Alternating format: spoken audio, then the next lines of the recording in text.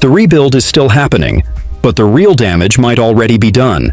Not to the Bugatti Chiron sitting inside Matt Armstrong's workshop, but to the image Bugatti spent decades building.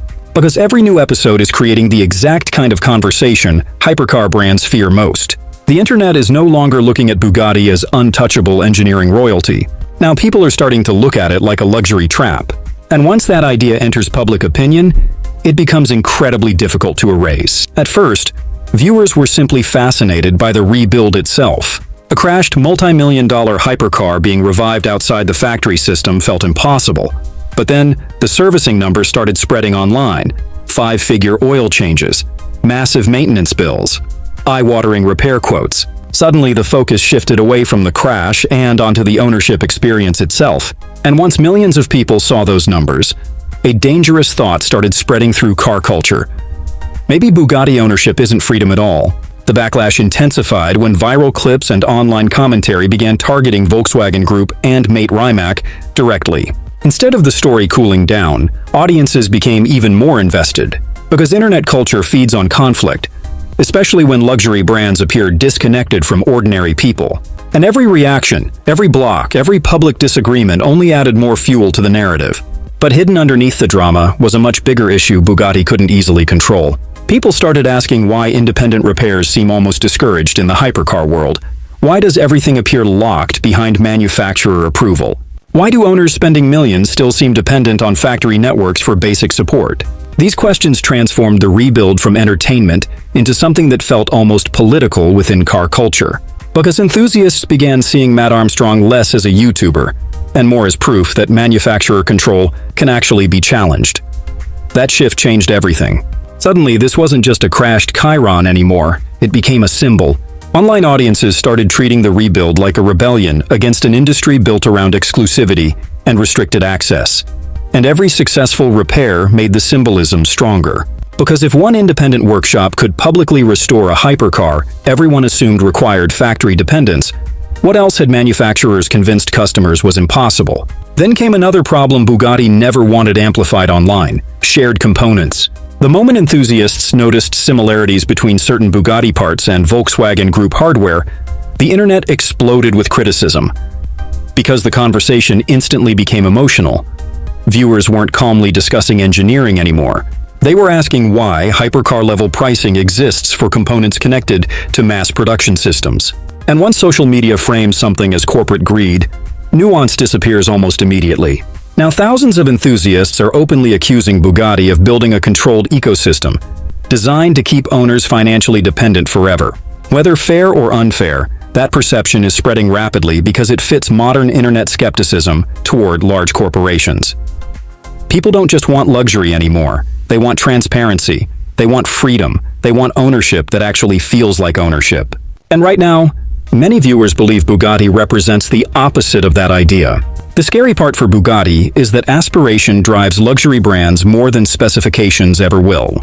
People buy into mythology long before they buy the car itself, but the mythology is starting to crack publicly.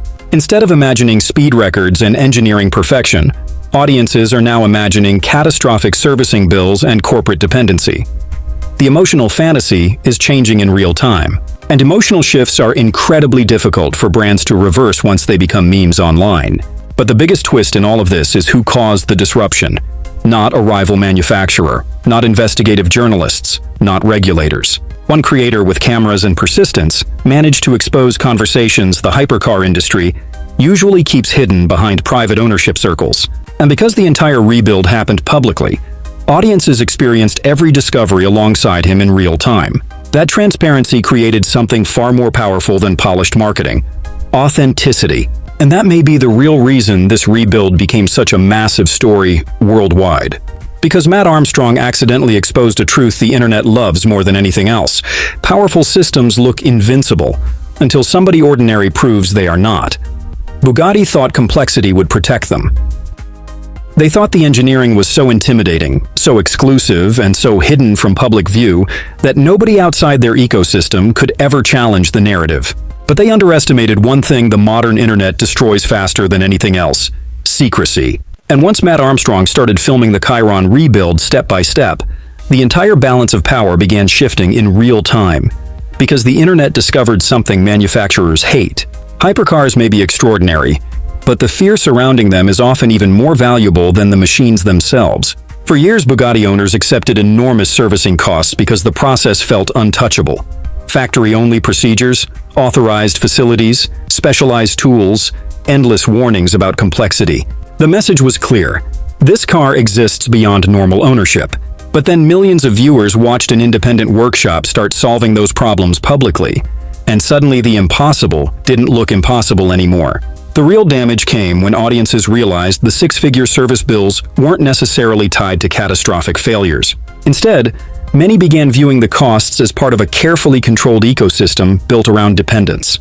And once people believe a company profits from keeping customers trapped inside its own network, every future charge starts looking suspicious. That single perception shift changed the rebuild from automotive entertainment into something much more dangerous for Bugatti's image.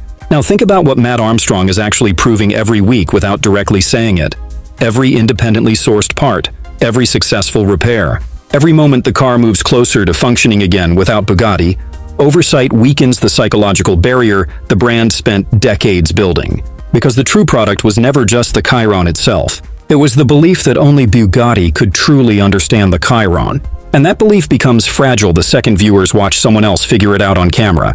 Then came the moment the internet turned completely ruthless. Shared Volkswagen Group components. Social media exploded because regular viewers don't analyze automotive supply chains logically.